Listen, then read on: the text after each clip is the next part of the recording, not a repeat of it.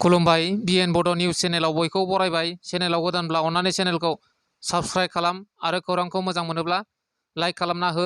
दानिया खौरांखौ जोबजासिम फारियै खोनासंलांदो। बिटिआरनि लेङाइ गाहाय मावफुं सोद्रोमा गबिन्द चन्द्र बसुमतारीनि मोनसे बाखनायथाव हाबाफारि। गोबाव सम बेरामाव गोग्लैनानै थानाय बेरामि नखरनो रांनि चेक राननानै होदों। बिटिआरनि लेङाइ गाहाय मावफुं सोद्रोमा गबिन्द चन्द्र बसुमतारीया समाजाव माखासे रांनि आंखालाव बेरामजों नारसिनजानाय नखरफोरनो रांनि अनसुंथाइ होदों। उदालगुरि बरला भिसिडिसिनि सिङाव थानाय एदेनबारि आरो बरगारि गामियाव बिटिआरनि लेङाइ गाहाय मावफुं सोद्रोमा गबिन्द चन्द्र बसुमतारीया गावनो फैनानै गंनै गरिब नखराव चिफ मिनिस्टार रिलिफ फान्डनिफ्राय फाहामथाय लानो थाखाय अनसुंथाइ नोगोद 30,000 रांनि चेक होयो आरो बिथाङा मिथिहोबावदों बेबादि अनसुंथाइखौ फरायसाफोरनोबो होनाय जायो होनना बुङो। क'क्राझार जिल्लानि गसाइगाव महकुमानि कुसुगाव थानानि सिङाव थानाय गुरुफेलायाव सा 10 नि बांसिन फालांगिरिफोरनाव केएलअनि मुं लानानै रां दाबिनाय जाथाया सोराङाव फैदों।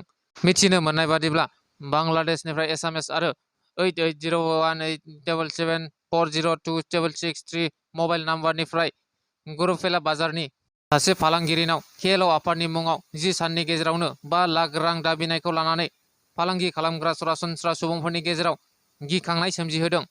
जाथायखौ गिखांनाय मोननानै फालांगिरिफोरा गुरुफेला पुलिसनो फोरमायनानै गावसोरखौ रैखाथिनि थाखाय पुलिसनि खाथियाव दाबि दैखांदों। मोनसे दुखुनांथाव खौरां।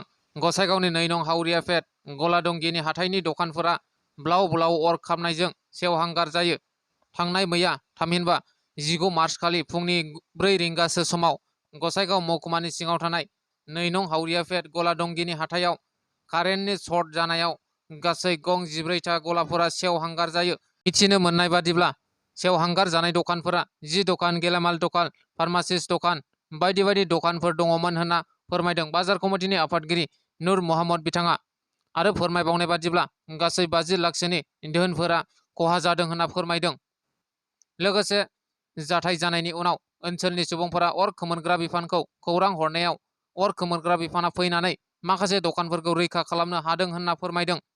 ओनसोलनि सुबुंफोरा लोगोसे 3 नं श्रीरामपुर बियाबनि एमसिएलए सजल कुमार सिंह बिथाङा जाथाय जानाय जायगायाव नुजाथि फैनानै खौरां लाफैयो आरो सरकारनि जानानै जा एसे हायो हेफाजाब होनो खोथा होयो आरो सजल फाउन्डेसननि जानानै जेसेबां हायो हेफाजाब होनो खोथा होलाङो एमसिएलए बिथाङा।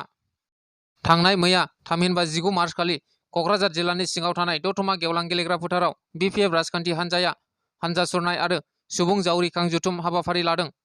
बे हाबाफारियाव बाहागो लानानै बिटिसिनि बारग' गाहाय खुंगिरि हाग्रामा महिलारिया गावनि बिबुंथियाव बुङोदि इउपिपिएलआ ट्रेक्टरखौ मारुति बादिसो सालायदों। आसलथे ट्रेक्टरखौ लासै लासैसो सालायनांगौ होनना बुंदों।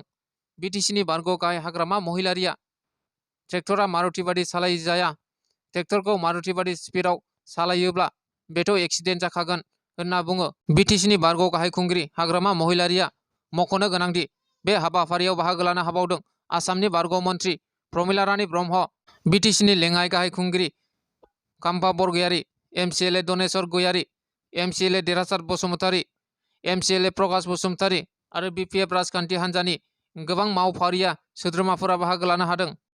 बर' हारिनि थाखायनो मोनसे गोग्गाथाव खौरां। चिरां जिल्लानि स्ट्रबेरी आबादारि अमर बसुमतारीखौ जापानाव प्रेस्टिजियास एग्रिकालचारेल ट्रेनिं प्रग्रामनि थाखाय सायख'दों। चिरां जिल्लानि लाइमोन आबादारि अमर बसुमतारीया मोनसे जौथाइनिफ्रायनो स्ट्रबेरी आबादनि फारसे रोंगौथि थानायजों गासै 9 दाननि थाखाय जापानाव ट्रेनिंनि थाखाय सायख'जायो। दिनैनि खौराङा बेखिनियानो। गोजोन्थों।